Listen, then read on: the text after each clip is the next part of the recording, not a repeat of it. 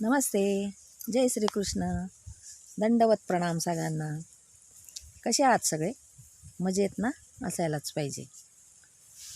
तर आज आपण श्रीमद भगवद्गीतेच्या पहिल्या अध्यायातला 23 आणि 24 हे 2 श्लोक समजून घेणार आहोत आणि शिकणार आहोत. तर 23 आणि 24 श्रीमद भगवद्गीता अध्याय पहिला. आपण पहिल्यापासून अध्याय सुरू केलेले आहेत, त्याच्यामुळे आपण पहिला अध्याय आपला चालू आहे आता. आणि पहिल्या अध्यायातला आपला 23 आणि 22पर्यंत आपले श्लोक कंप्लीट झालेले आहेत. नसतील झाले कोणाचे तर कमेंट करा, आपण ते श्लोक परत घेऊ. तर आता आपण सगळ्यांनी पुस्तकं जवळ ठेवा. पुस्तकं समोर जर ठेवले तर आपल्याला संस्कृत भाषा ही थोडीशी अवघड वाटते, पण आपण तोडून म्हटलं आणि पुस्तकात लक्ष असलं की बरोबर आपल्याला जमतं. 4-4 शब्द आपण तोडून म्हणजे संधी करून म्हणत आहोत. त्यामुळं आपण तशा प्रकारे आपण ती गीता शिकत आहोत.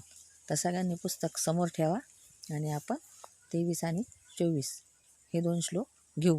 23-24 श्लोक घेऊ आणि मग पुन्हा मागचे 2 रिपीट करणार आहे आपण. 21 आणि 22 असे आपण 4 श्लोक घेणार आहात.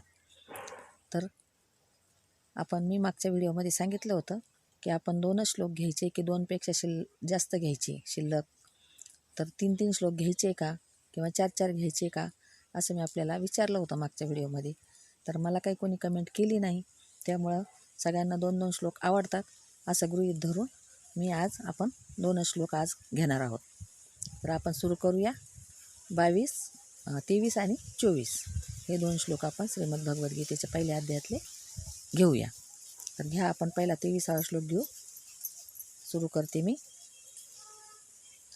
योत्स्य मानान वेक्षेहम. योत्स्य मानान वेक्षेहम.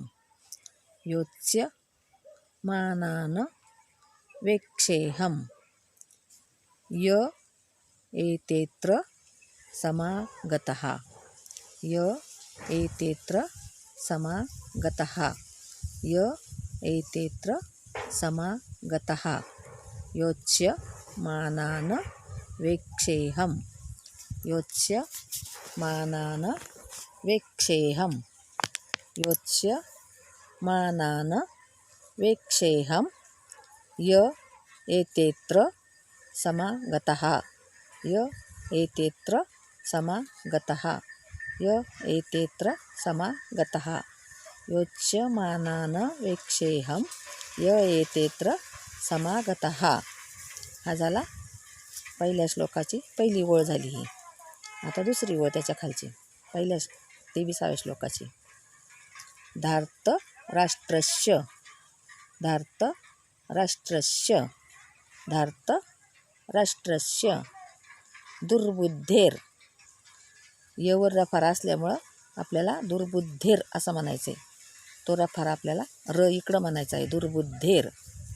धार्त राष्ट्रस्य दुर्बुद्धेर.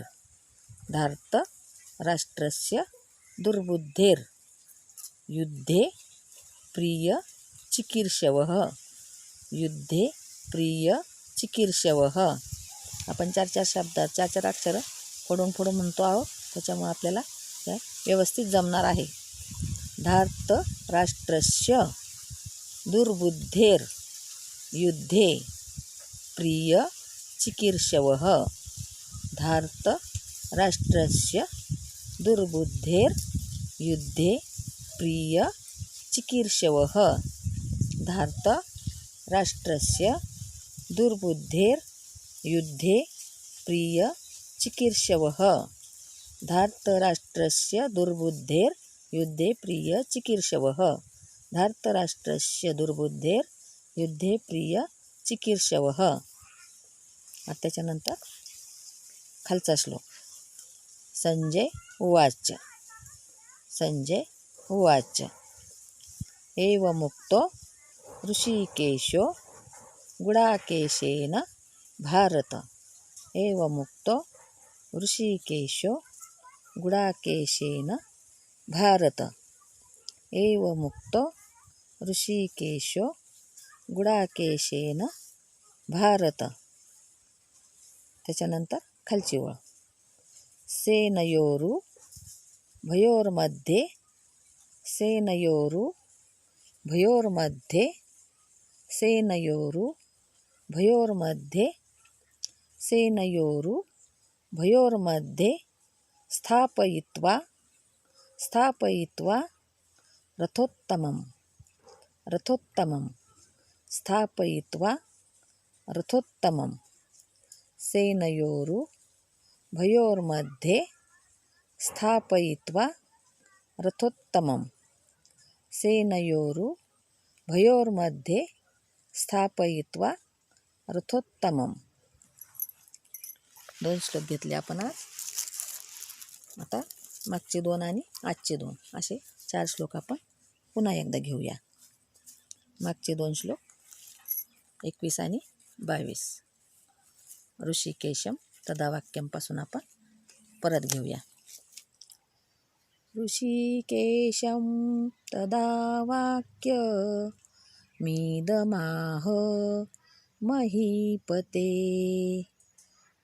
अर्जुन उवाच सेनयोरुभयोर्मध्ये रथं स्थापय मे अच्युत यावदेतान् निरीक्षेऽहं योद्धुकामा नवस्थितान् कैर्मया सह योद्धव्यमस्मिन् रणसमुद्यमे योत्स्यमानान् वेक्षेऽहं य एतेऽत्र समागतः धार्तराष्ट्रस्य दुर्बुद्धेर्युद्धे प्रियचिकीर्षवः. संजय उवाच एवमुक्तो ऋषिकेशो गुडाकेशेन भारत सेनयोरुभयोर्मध्ये स्थापयित्वा रथोत्तमं. 2 श्लोक घेतले आज आपण 23 आणि 24. थोडासा अर्थ बघायचा आहे. आपण मागच्या वेळेस बघितलं होतं, म्हणजे आपण पहिल्यापासून अर्थ बघतो आहोत. जो जो आपल्याला समजेल तो आपण सांगण्याचा प्रयत्न करत आहोत. आणि जो आपल्याला अवघड जाईल, संस्कृत अवघड वाटते आपल्याला, पण आपण जेणेकरून आपल्याला अर्थ सांगितल्यानंतर ती भाषा सोपी जाऊ शकते वाचायला. त्यामुळं आपण थोडा अर्थ पण घेत आहोत, थोडा अर्थ पण समजून घेण्याचा प्रयत्न करत आहोत. आणि खरं आहे, ते अर्थ जर समजून नाही घेतला आपण तर आपण गीता आपल्याला म्हणजे वाचता जरी यायला लागले तरी काहीच कळणार नाही. त्याच्यामुळं थोडा अर्थ समजून घेतला की काही ते थोडंफार डोक्यात असतं, काही वाचलेलं डोक्यात असतं, आणि त्यामुळं त्या अर्थाचा उलगडा आपल्याला चांगल्या प्रकारे उत्तम प्रकारे होऊ शकतो. म्हणून आपण थोडासा अर्थ पण बघतो आहोत. तर आपण मागं बघितलं होतं की रणांगणावर युद्धाची तयारी झालेली आहे. श्रीकृष्ण आणि अर्जुन एकमेकांचा संवाद चालू आहे. आणि तो संवाद इकडं संजय धृतराष्ट्राला सांगत आहे. कारण धृतराष्ट्राने प्रश्न विचारला होता की माझी मुलं आणि पंडूराजाची मुलं आता सध्या रणांगणामध्ये युद्धाकारणी जमलेले आहेत, युद्धाच्या कारणासाठी जमलेले आहेत, युद्ध करण्यासाठी जमलेले आहेत. मग त्यांच्यामध्ये आता काय चालू आहे हे संजया मला तू कृपया सांग, असं धृतराष्ट्राने संजयाला विचारलेलं होतं. आणि मग तो संजय तो तिकडं जो घडतोय वृत्तांत, तो वृत्तांत सगळा संजय इकडं धृतराष्ट्राला सांगत आहे. तर आपण मागच्या वेळेस बघितलं होतं की संजय सांगत होता की दुर्योधनाने पांडवांचं सैन्य बघितलं आहे, आणि पांडवांचं सैन्य बघून आपल्या सैन्याचे जे सेनापती होते भीष्म पितामह, तर त्यांना सांगितलं की आपण सेनापती आहात माझ्या सैन्याचे, आणि तिकडं पांडुपुत्रांची जी सेना होती तर ती बघा म्हणलं, अर्जुनाची जी सेना होती तर ती सेना पण बघा आणि आपली सेना पण बघा, दोन्हीतला सेनेतला फरकही बघा. त्यांची सेना ही त्यांच्या सेनेची व्यूहरचना व्यवस्थितरित्या केलेली आहे. जो तुमचा शिष्य होता, जो पट्ट शिष्य होता दृष्टद्युम्न, त्याने त्या सैन्याची व्यूहरचना जी आहे ती सैन्याची रणांगणामधली त्या सैन्याची त्याने केलेली आहे. तो तिकडचा सेनापती आहे आणि त्याने ती रचना अगदी व्यवस्थितरित्या केलेली आहे युद्धाची. आपले पण सैन्यात बघा म्हणले, स्वतः तुम्ही आहात, सगळे आचार्यगण आहेत, मोठे मोठे महावीर महायोद्धे आहेत.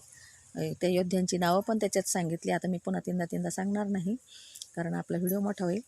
तर त्या योद्ध्यांची पण नावं त्यांनी सांगितली. तिकडचे जे काही योद्धे होते त्यांची पण नावं त्यांनी सांगितली, इकडची पण नावं त्यांनी सांगितली. आणि सगळ्या सैन्याला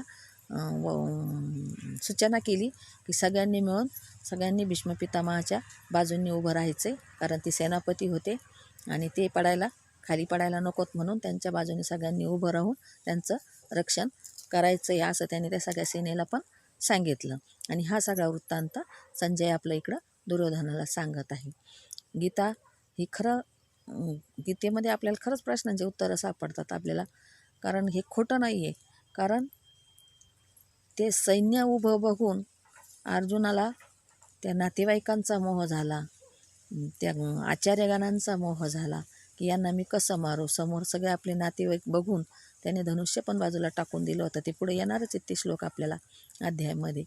तर असं आणि त्याच्यामुळं म्हणजे त्याच्यातून आपल्याला पण शिकवायचं आहे की धृतराष्ट्र कसा होता, तो पुत्रप्रेमानेही आंधळाच होता. तो मुळातच आंधळा होता आणि पुत्रप्रेमाने पण आंधळा झाला होता.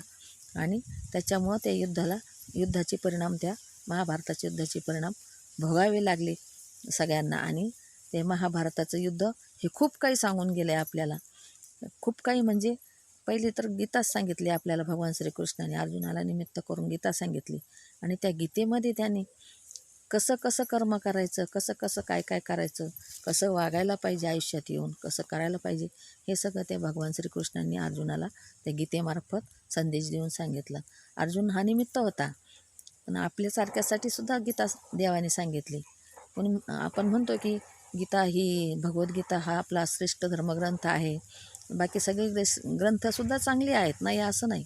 पण जो सगळ्या धर्माचा कळस आहे श्रीमद भगवद्गीता, म्हणजे कळस म्हणलं तर वावगं ठरणार नाही. कारण त्याच्यातून जीवन जगण्याची कला, जीवन जगण्याचं शिक्षण हे त्याच्यातून आपल्याला मिळतं. म्हणून आपल्याला ती गीता शिकायची आहे. आणि शिकत असताना आपल्याला तिचा अर्थ जर समजून घेतला तर ती शिकणं आपल्यासाठी सोपी होणार आहे. म्हणून आपण थोडा थोडा अर्थ समजून घेतो आहोत. संक्षिप्त रूपात म्हटलं तरी चालेल, संक्षिप्त रूपात आपण तो अर्थ समजून घेत आहोत. तर श्रीकृष्ण अर्जुनाला सांगत होते आणि इकडं दुर्योधन सेनापतीशी बोलत होता, आपल्या भीष्म पितामहांशी. आणि तिकडचा जो वृत्तांत झाला, जो वृत्तांत चालू होता, तो सगळा वृत्तांत संजय धृतराष्ट्राला सांगत होता. तर संजयाने सांगितलं की अर्जुन त्या सेनापतीजवळ गेला आहे, भीष्म पितामहांजवळ गेला आहे. आणि भीष्म पितामहांना सांगतो आहे की बघा, आपली सेना बघा आणि त्यांची सेना पहा. आपली सेना ही भरपूर आहे आणि तिकडची सेना ही सीमित आहे. तर आपल्याला जिंकणं काहीच कठीण नाही आहे. पण तरी पण सगळ्या सेनेने काय करायचं म्हणला की आपल्या सेनापतीला त्यांचं रक्षण करायचं आहे. त्यांच्या बाजूने सगळ्यांनी उभं राहायचं आहे. त्यांच्या सगळ्या चहूबाजूंनी त्यांच्या उभं राहायचं आहे, त्यांचं रक्षण करायचं आहे. त्याच्यानंतर ते शंखध्वनी पण झाले. कोणी कोणता शंख वाजवला, कोणी कोणता शंख वाजवला, हे पण त्याच्यामध्ये सांगण्यात आलं आहे. श्रीकृष्णाने पांचजन्य वाजवला, अर्जुनाने कोणता तो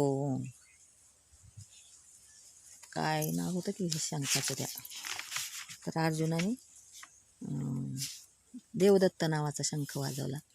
तर असं सगळ्यांनी कोणी कोणते शंख वाजवले ते पण सांगितलं.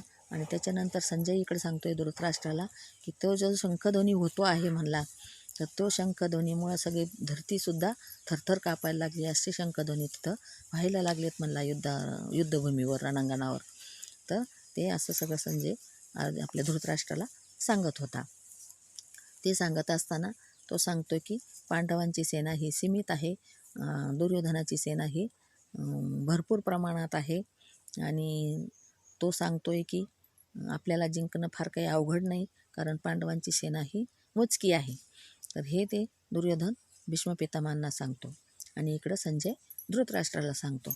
तसा धृतराष्ट्र अगदी खुशी होत चालला की माझी मुलं आता जिंकणार आहे. म्हणजे हे पुत्रप्रेम होतं त्याचं. हे पुत्रप्रेम म्हणजे आपल्याला त्याच्यातून शिकवण शिकायची की आपण जर मुलांना चांगलं वळण लावलं, देण्या घेण्याचं वळण लावलं, किंवा आपल्या लहानपणीच आपल्या मुलांना हे आपले आहेत, हे त्यांचे आहेत असं जर शिकवायला सुरुवात केली तर लेकरं ते बरोबर लक्षात ठेवतात. त्याच्यापेक्षा आपण सगळे आपलेच आहेत असं जेव्हा म्हणू तर त्यावेळेस ते लेकरंसुद्धा आपले आहेत असं म्हणतात आणि ते सगळं शिक्षण आपल्याला गीतेमार्फत मिळतं आहे. असं भरपूर शिकवलं जातं पण तसा त्याचा काहीच उपयोग नाही. पण ज्यावेळेस आपण गीता वाचतो आणि गीता वाचता वाचता आपण शिकतो तर ते खूप म्हणजे पटकन लक्षात बसतं की हां हे असं तिथंच आलं होतं. म्हणून हे काही फार असं हे नाही आहे की कलियुगामध्ये जे आहे ते आहेच. ते तिथून चालत आलं आहे, महाभारतापासूनच चालत आलं आहे. पण शेवटी एक विचार करायचा की आपल्याला रामायण ऐकायचं आहे जास्त. रामायणातले उद्देश घ्यायचे की महाभारतातले उद्देश घ्यायचे हे आपण ज्याचं त्यांनी ठरवायचं आहे. ते सांगण्यासाठीच आपल्याला ते महाभारत आणि गीतेच्या रूपामध्ये आपल्याला भगवान श्रीकृष्णांनी सांगितलेलं आहे. त्याच्यानंतर तिथं शंखध्वनी पण झाले आणि शंखध्वनी झाल्यानंतर मग अर्जुनाने समोर बघितलं.